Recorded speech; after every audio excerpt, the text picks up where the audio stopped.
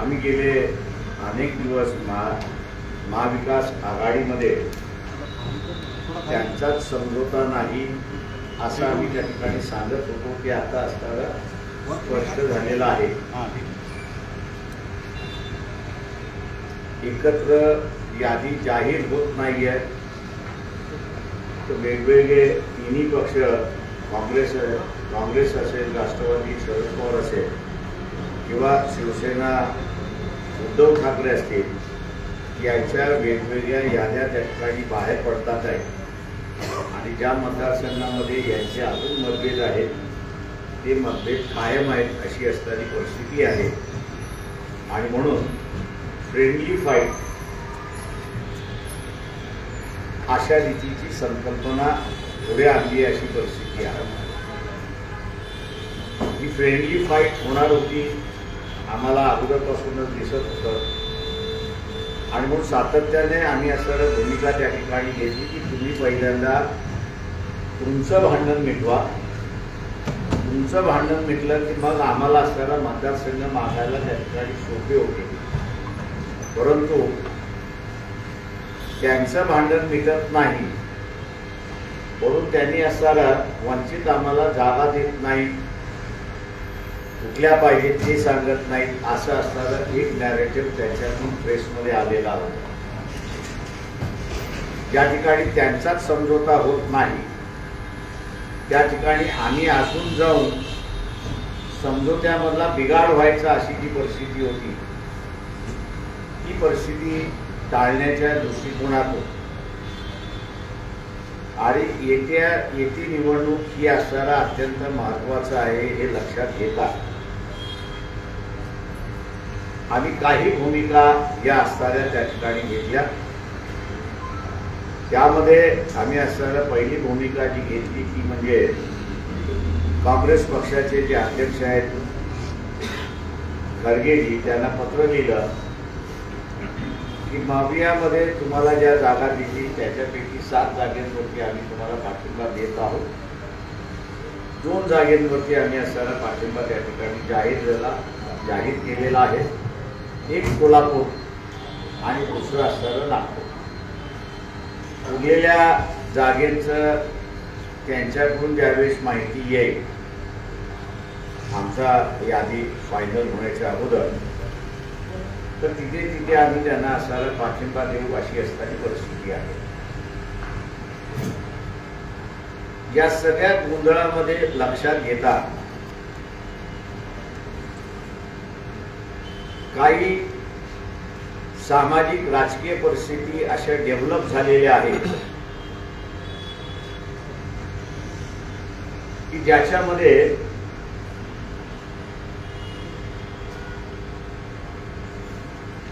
एकाच विचाराची माणसं आणि संघटना एकमेकांच्या विरोधात लढतात आहे अशी असणारी परिस्थिती आहे। 14-16 मतदारसंघ अशी आहेत की ज्या मतदारसंघामध्ये ही परिस्थिती आहे।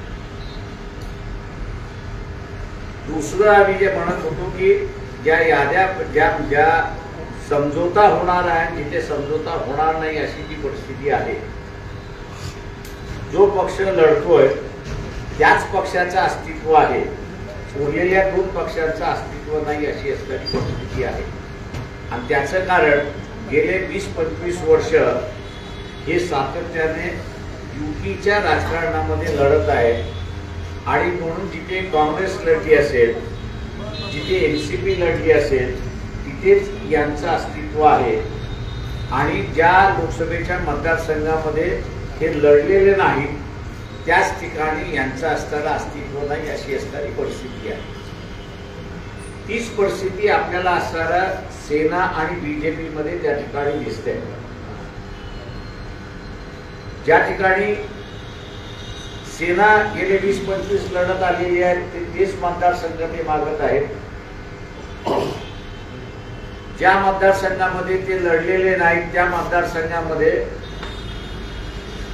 त्यांची ताकद नाही म्हणून असणारा उमेदवारी मागत नाहीत अशी असणारी परिस्थिती आहे। भारतीय जनता पक्षावरनं मला वाटतं ही परिस्थिती स्पष्ट होते अशी असणारी परिस्थिती आहे।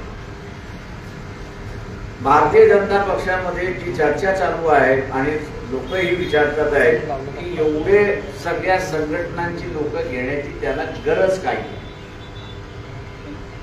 त्यांची सुद्धा अवस्था तीच आहे की ज्या मतदारसंघामध्ये ते लढत आहेत किंवा लढत आलेले आहेत त्या मतदारसंघामध्ये त्यांचं प्राबल्य आहे, पण ज्या मतदारसंघामध्ये ते लढलेले नाही त्या मतदारसंघामध्ये त्यांचं प्राबल्य नाही अशी असणारी परिस्थिती आहे.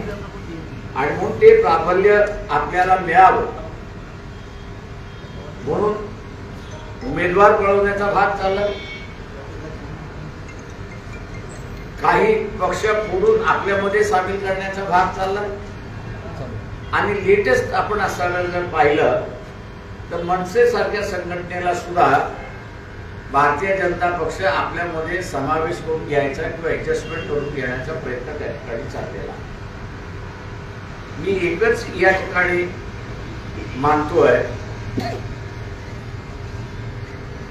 की जेवढे पक्ष लढतात आहे त्यांचे त्याच मतदारसंघामधली असणारी ताकद आहे, उरलेल्या मतदारसंघामधली त्यांची असणारी ताकद नाही अशी परिस्थिती आहे. आणि म्हणून आम्ही त्यांना म्हणालो होतो की वंचित बहुजन आघाडी हे कॅटलिस्ट म्हणून असताना रोल त्या ठिकाणी प्ले करू शकते. आणि ट्रेडिशनली जे आपण लढत आलेला आहात त्याचा असणारा फेर मांडणी जर आपण केली तर आपल्याला असणारा रिझल्ट फार चांगल्या पद्धतीने येतील अशी परिस्थिती आहे. पण दुर्दैवाने दोन गोष्टींचा असणारा अडचण आहे असं मी त्या ठिकाणी मानतो. एक म्हणजे प्रस्थापितांचं राजकारण आणि वंचितांचं विस्थापिताचं राजकारण. आम्ही असं म्हणत होतो की प्रस्थापित आणि विस्थापित यांचा समन्वय आपण असताना ह्या इलेक्शन मध्ये करूया, परंतु त्याला या तिन्ही पक्षांचा नाकार होता. आणि म्हणून आम्ही असताना त्या ठिकाणी जाणार कसं म्हणजे बाहेर पडणार कसं या दृष्टीने आम्ही तुम्हाला 2 किंवा 3च जागा देतो अशी असणारी परिस्थिती त्या ठिकाणी सुरुवात. दुसरी जी वंचितची असणारी ह्या तिघा पक्षांना अडचण जी होती ती माझ्या अंदाजानं मुंबईच्या सभेमध्ये असताना जाहीर आपल्या सगळ्यांना असताना दिसलं की आमचं मोदीशी भांडण नाही, आतुशक्तीशी असताना भांडण आहे. इलेक्शन मध्ये जो पक्ष आहे त्या पक्षाला तुम्हाला अंगावरती घ्यावं लागतं, त्याला टीकेचा असणारा शस्त्र तुम्हाला करावं लागतं आणि त्याचे असणारे 10 वर्षाचा कारोबार जो आहे तो लोकांसमोर कसा हितकारक नाही हे मांडणं त्या ठिकाणी असणारा आहे आपण बघितलं.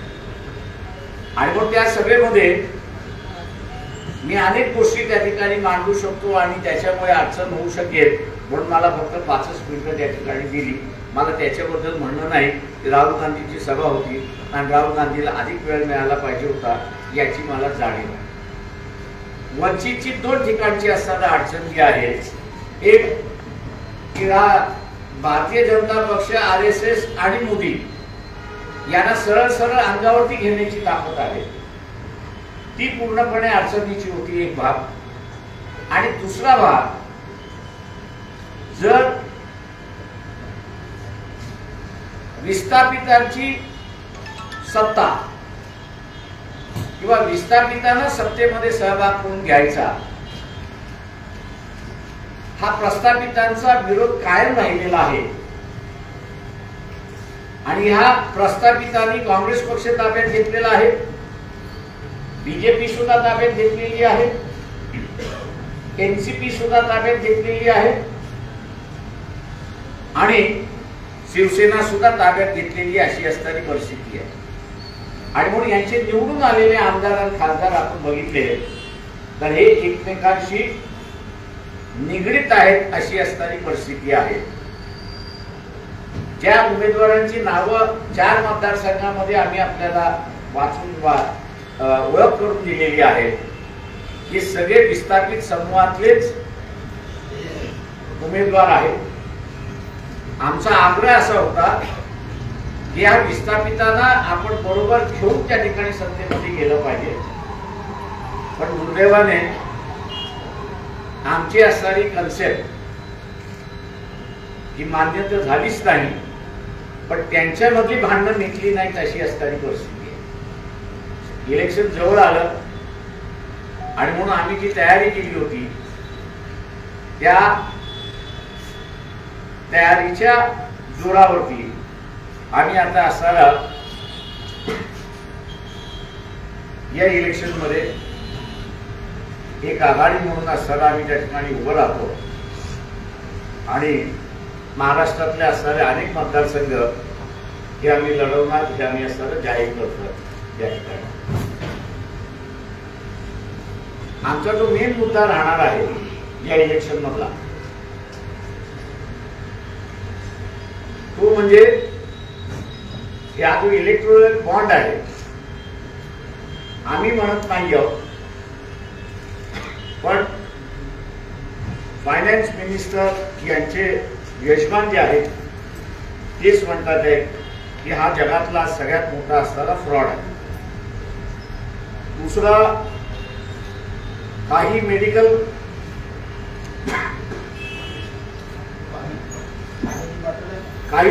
कंपन्या ज्या आहेत ज्यांच्या औषधं बॅन केली होती, डोनेशन दिलं बॉन्ड मार्फत, ती औषधं पुन्हा बाजारामध्ये आली. तिसरा जो आहे तो त्या ठिकाणचा आहे की हुकुमशहाला असणारा या ठिकाणी जन्म दिला जातो आणि त्याच्यावरचा असणारा शिक्कामोर्तब आता असणारा सुप्रीम कोर्टाने नोटबंदीच्या संदर्भात केला आहे की जिथे फायनान्स मिनिस्टरला सुद्धा याची जाणीव नव्हती आणि एका दृष्टीने हा इलिगल डिसिजन आहे असं सुप्रीम कोर्टाने त्या ठिकाणी मांडलेला आहे. तो इलिगल डिसिजन असल्यामुळे पुन्हा ज्या जुना नोटा आहेत त्या चलनात येणार की न येणार याचाही इश्यू त्या ठिकाणचा आहे. नॅशनल इश्यूज म्हणून आम्ही असणारे या ठिकाणी लढणार आहोत आणि त्याच्याच बरोबर ओबीसीचा असणारा जो लढा आहे की आमचं आरक्षण हे वाचलं पाहिजे, वेगळं असलं पाहिजे, त्या दृष्टीने आमची असणारी वाटचाल या ठिकाणी राहणार आहे. ही आणि स्थानिक इश्यू घेऊन आम्ही असणाऱ्या इलेक्शनमध्ये सामोरे जाणार आहोत. माझं या 4 मतदारसंघातलं पहिलं असेसमेंट मी आपल्याला असणारं या ठिकाणी मांडतोय. मी मांडतो ते आपल्या सगळ्यांना असणारं आश्चर्य वाटेल, पण प्रचार जसा वाढत जाईल तसं आपल्याला लक्षात येईल की या 4 मतदारसंघातली लढाई जी आहे ही स्टेट सरळ भारतीय जनता पक्ष आणि वंचित बहुजन आघाडी यांच्यामध्येच त्या ठिकाणी होणार आहे. कारण 2 मतदारसंघातले उमेदवार जे आहेत ते लढण्यासाठी रिलक्टंट होते. कोणाला तरी उभं करायचं म्हणून असणारं त्या ठिकाणी उभं केलेली अशी परिस्थिती आहे. त्याच्यामुळे ही परिस्थिती उरलेल्या मतदारसंघात सुद्धा डेव्हलप होईल असे आम्ही त्या ठिकाणी मानतोय. आणि मी असं म्हणेन की पहिल्यांदाच फुले शाहू आंबेडकरी चळवळ ही जी आहे सामाजिक व्यवस्थेतून राजकीय व्यवस्थेकडे वाटचाल करणारी, की पहिल्यांदा नॅशनल सीनवरती आणि राज्याच्या सीनवरती मेन फोर्स म्हणून उभं राहील अशी अपेक्षा आम्ही त्या ठिकाणी बाळगतोय. मतदार आम्हाला असणारा साथ देईल अशी आमची अपेक्षा आहे. माझं निवेदन थांबवतो. आपण आता विचारू शकतो. भारतीय जनता पार्टी सर आपण इतके वर्ष विचारा. सर इतके वर्ष आपण भारतीय जनता पार्टीला सपोर्ट केलेला आहे आणि तेव्हा भारतीय जनता पार्टीला सपोर्ट केला नाही, तुम्ही सपोर्ट केलेला त्यांना, म्हणजे म्हणण्यात येतो बीजेपीला तुम्ही बरेचदा सपोर्ट केलेला आहे आणि तुम्ही ज्या मला असणारा तुम्ही येतात मला एक फक्त उदाहरण द्या पहिल्यांदा पुढच्या वर्षी आणि कधी सपोर्ट दिलेला आहे. मागच्या वर्षी पण तुम्ही जेव्हा ते सभा होते विधानसभा बाळासाहेब तुम्ही बाळासाहेब मला असणारं तुम्ही माझं स्टेटमेंट द्यायचं कुठल्या दिवसाचं आहे, कुठल्या वर्तमानपत्रामध्ये आले, कुठल्या चॅनलमध्ये आलेलं आहे आंबेडकर साहेब नंतर तुम्ही बाळासाहेब तुम्ही तिसरी आघाडीची घोषणा केलेली आहे.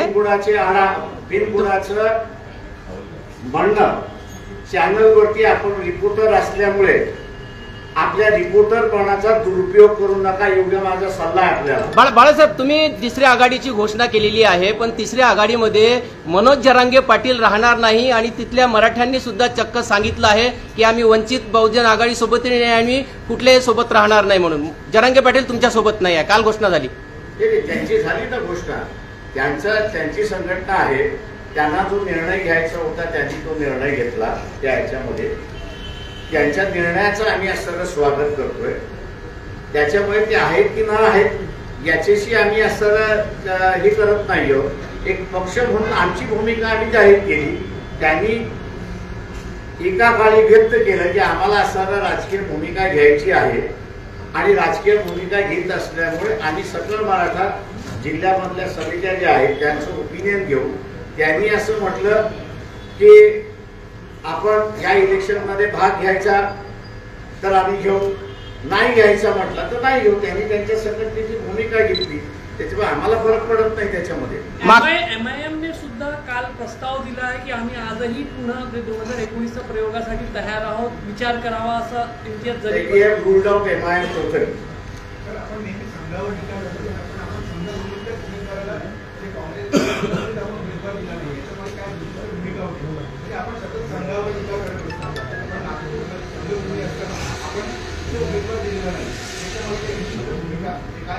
काँग्रेस आम्ही जे काँग्रेस पक्षाला अगोदर पत्र लिहिलं होतं पाठिंब्याचं, त्याच्यामध्ये त्यांनी असताना आम्हाला जी 2 नावं कळवली त्या 2 उमेदवारांना आम्ही असताना पाठिंबा त्या ठिकाणी दिला.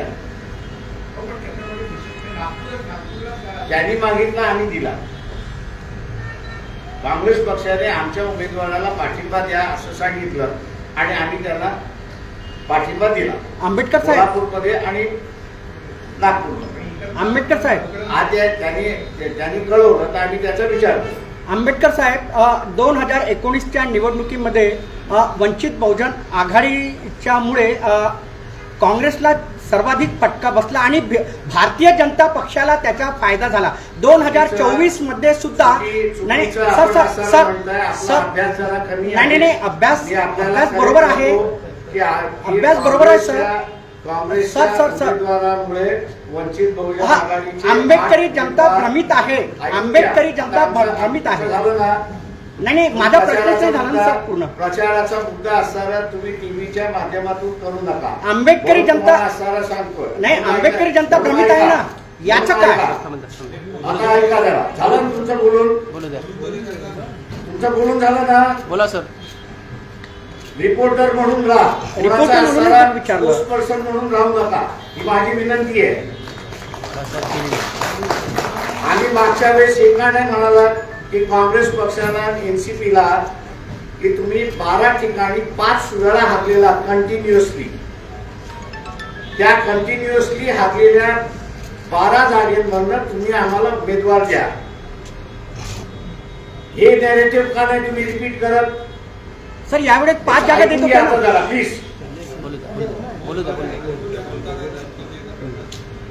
स्पोक्सपर्सन म्हणून नका बोलत जाऊ, आता आम्हाला बोलू द्या. 12 जागेपैकी हारलेल्यांपैकी एकही जागा काँग्रेस पक्ष आणि एनसीपी त्यावेळेस सोडायला तयार नव्हता. पक्ष म्हणून आम्हाला इलेक्शन लढल्या पाहिजेत. आणि आमचा असणारा आरोप आहे की आमच्या 8 जागा या काँग्रेस आणि एनसीपी मुळे पडल्या. आम्हाला असताना त्या 8 जागेमध्ये हिंदू मतं मिळाली, मुस्लिम मतं जी आहेत ती काँग्रेसनी आणि एनसीपीने ब्लॉक केली. ती मुस्लिम मतं जर आम्हाला मिळाली असती तर आम्ही 8 जागेमध्ये विजयी असतो.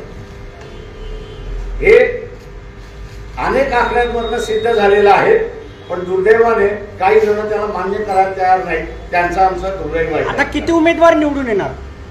आता किती उमेदवार निवडून येणार? आता लोक जेवढे निवडून देतील तेवढे आम्ही स्वीकारू. सर 2019 मध्ये आघाडीसोबत तुम्ही नव्हते आणि आता 24 मध्ये पण नाही आहे. अकोल्यामधून तुम्ही 2,75,000 पराभूत झाले होते. यावर्षी सुद्धा तीच स्थिती आहे. तुमचं विजयाचं सूत्र काय राहील यावर्षी अकोल्यामधून? फक्त तुमचं. लोक त्या ठिकाणी निर्णय घेतात. मला मागच्या वेळेस 3 वेळा पाडण्यासाठी काँग्रेस आणि राष्ट्रवादीने मुसलमान उमेदवार दिला. हा तुमच्या कधी लक्षात आलेलं नाही आणि येणारही नाही. हे तुम्ही कधी मांडणारही नाही त्याच्यामध्ये. आज असताना मुस्लिम उमेदवार दिला तरी आम्ही तुमचे त्यांच्याबरोबर राहणार नाही. हा तिथल्या मुस्लिम समाजाने काँग्रेस पक्षाला, एनसीपी पक्षाला सरळ सांगून टाकलेला आहे. त्याच्यामुळे मी असं म्हणतोय की माझा विजय सुखद झाला असं मी त्या ठिकाणी मानतो.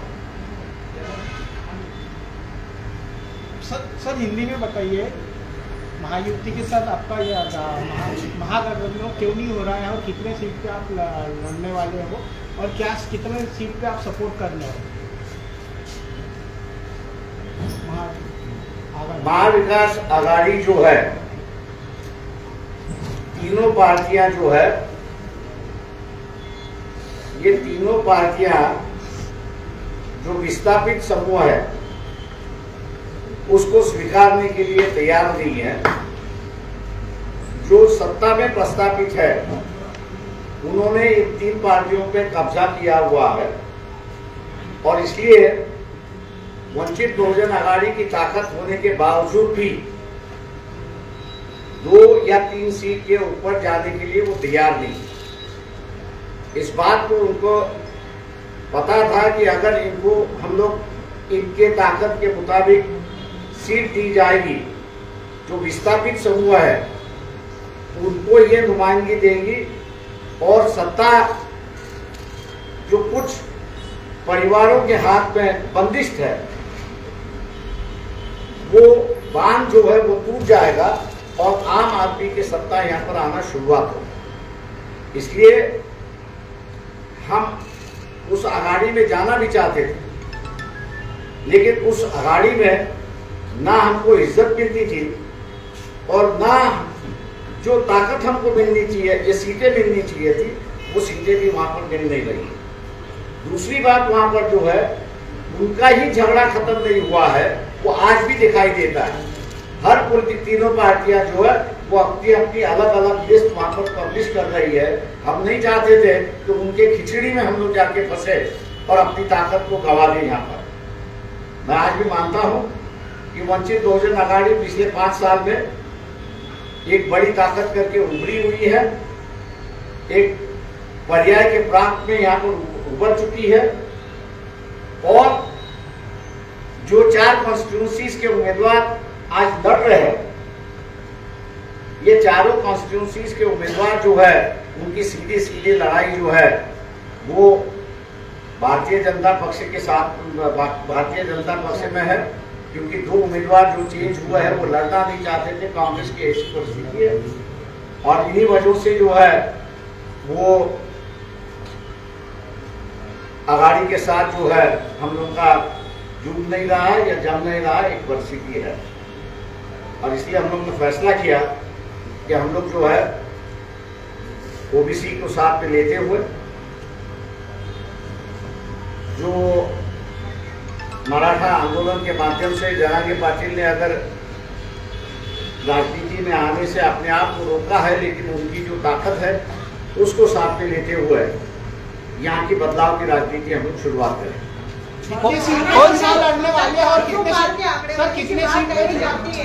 कितनी सीट पे लड़ने वाले हैं आप? 400 पार आंकड़ेदारी कही जाती है. आप कितने आंकड़ेदारी पर जीत कर हैं? भैया मैं जुगाड़ नहीं खेलता हूँ. जो जुगाड़ करते हैं वो आंकड़ेवारी की बात करते हैं. जो इलेक्शन लड़ते हैं वो लोगों पर तय करते हैं कि इनको कितना सीट देना है, कितना नहीं देना है. तो हम लोगों पर भरोसा करते हैं. कितने सीट पे आप कितने सीट पे लड़ रहे हैं आप? गडकरी साहेबांना हरवण्यासाठी आपण काँग्रेसला जे समर्थन दिलेलं आहे त्याच्या जनता आपले स्वागत करते, याचं काय कारण? मी आपल्याला म्हणालो की हमने जो है वो कांग्रेस पार्टी को चिट्ठी लिखी थी. इसलिए हम आपको एमपीए से जितने सीटें मिलेंगी उसमें से 7 सीटों पर हम समझौता समर्थन देने की हम तैयार है. कांग्रेस ने हमको 2 सीटों पे बता दिया था कि कोल्हापुर की और नागपुर के सीट पर आप समर्थन दिए, हमने कांग्रेस दोनों का समर्थन दे दिया है। आप उसमें कौन हारेगा कौन जीतेगा उससे मुझे कोई मतलब नहीं है। सर कौन सी 4 सीट है जो बीजेपी के साथ में टक्कर होने वाली है? कौन सी 4 सीट कौन सी है? लड़ रहे हैं आप? 4 सीट कौन सी सीट है जो बीजेपी के साथ सीधे टक्कर है? मेरे ख्याल से खरगे जी बताएंगे तब आपको बताऊंगा मैं।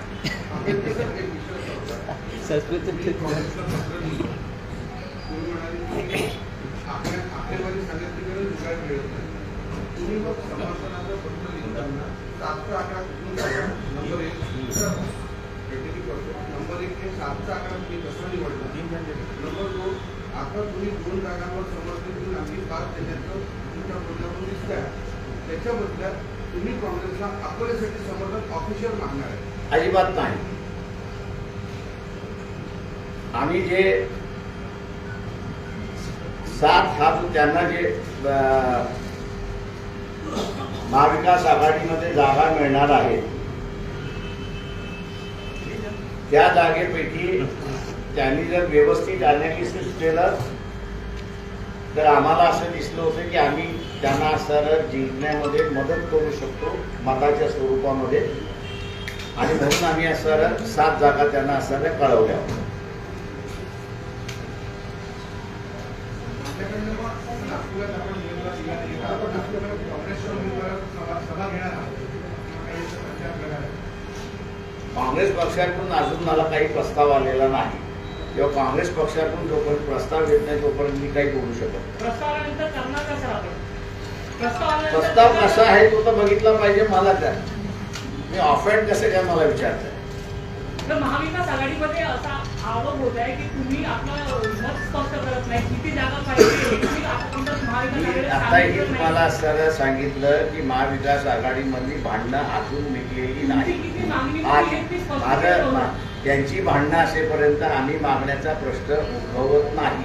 बाळासाहेब, त्याच्यामुळे त्यांची भांडणं मिटली असती तर आम्ही कदाचित त्यांच्याबरोबर आम्हाला कुठल्या जागा पाहिजेत ते आम्ही त्यांना सांगितलं असतं. आणि आम्ही एक असताना यादी त्यांना दिली होती की ती ज्यावेळेस आम्हाला युतीमध्ये घ्यायलाच तयार नव्हते त्यावेळेस 48 जागेपैकी आम्ही 27 जागा या कशा कशा पद्धतीने बांधलेल्या आहेत आणि आमची किती तयारी झालेली आहे त्याची यादी आम्ही त्यांना दिली. आणि आम्ही त्याच्यामधनं म्हणालो होतो या 27 पैकी तुम्ही किती आम्हाला जागा ह्याच्यातनं देत आहेत ते आम्हाला सांगा. त्यांनी आम्हाला कम्युनिकेट केलेलं नाही. बाळासाहेब, 7 जागांचा आपण जो खरगेंना पत्र लिहून जो एक उल्लेख केला त्याच्यामध्ये स्पष्ट म्हणजे नेमकं काय झालं? 2 जागा काँग्रेसने आता त्यांनी असं आहे, माझं म्हणणं असं आहे तो काँग्रेस पक्षाचा इश्यू आहे त्याच्यावरती मी काही बोलू शकत नाही. त्यांनी आम्हाला 2 जागेवरती पाठिंबा मागितला, आम्ही 2 जागेवरती पाठिंबा दिला. उर्वरित 5 सांगतील तेव्हा आम्ही बघू. आमची लिस्ट येण्याच्या अगोदर आलं तर आम्ही त्यामध्ये डेफिनेटली कन्सिडर करणार आहोत. बीपीएसए महाराष्ट्रात किती सीट्सवर लढणार आहेत सध्या? आणि लिस्ट जाहीर करतो ना.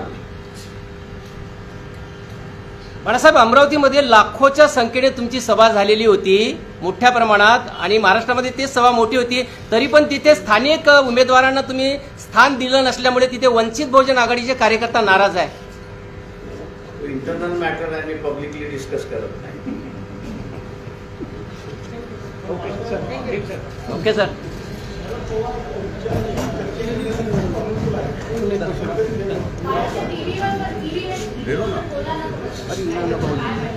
ईव्हीएमवर काही बोला तुमचं मत. मी एवढं म्हणणार आहे की जे जे उमेदवार आहेत त्या सगळ्या उमेदवारांनी ह्या 4 गोष्टी केल्या पाहिजेत. एक म्हणजे भारत हेवी इलेक्ट्रिकल आणि इलेक्ट्रॉनिक कॉर्पोरेशन ऑफ इंडिया यांचे जे अधिकारी येणार आहेत रिटर्निंग ऑफिसरला पहिल्यांदा त्यांनी विचारलं पाहिजे की यांची अपॉइंटमेंट कुणी केलेली आहे. ते ईव्हीएम सांभाळण्यासाठी त्यांची अपॉइंटमेंट कुणी केलेली आहे. इलेक्शन कमिशनने केलेली आहे की त्यांची अपॉइंटमेंट या 2 कॉर्पोरेशन ज्या आहेत त्या कॉर्पोरेशननी केलेली आहे. त्यांची अपॉइंटमेंट जर इलेक्शन कमिशनने केली नसेल तर त्याच्याबद्दल त्यांनी आक्षेप घेतला पाहिजे आणि हे इलेक्शन मध्ये भाग घेणार नाही तर त्याचा असताना दक्षता घेतली पाहिजे. दुसरं जे आहे टॅग किती येतात,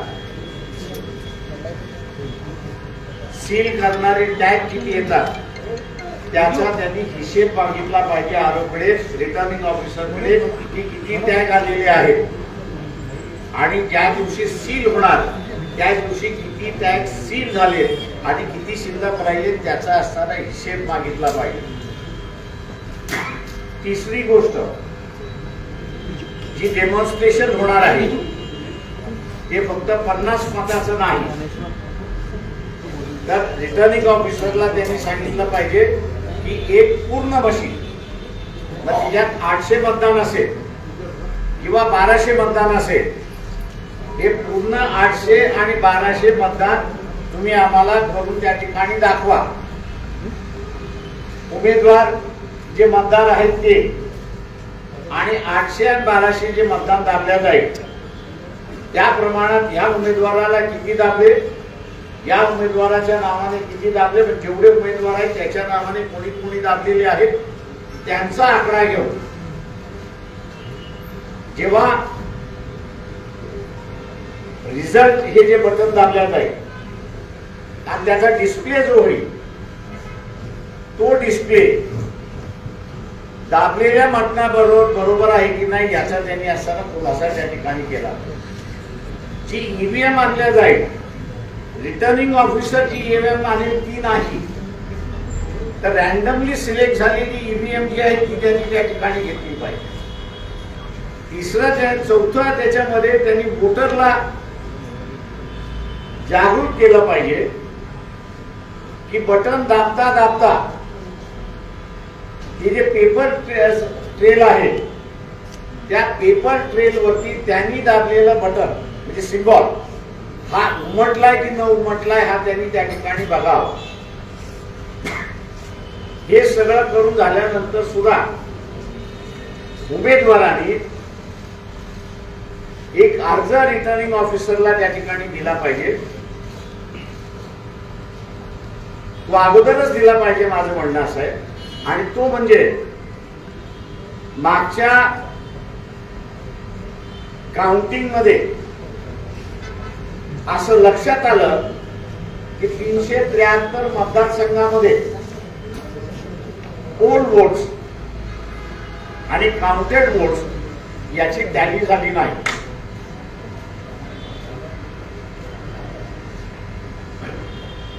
याची टॅली झाली नाही.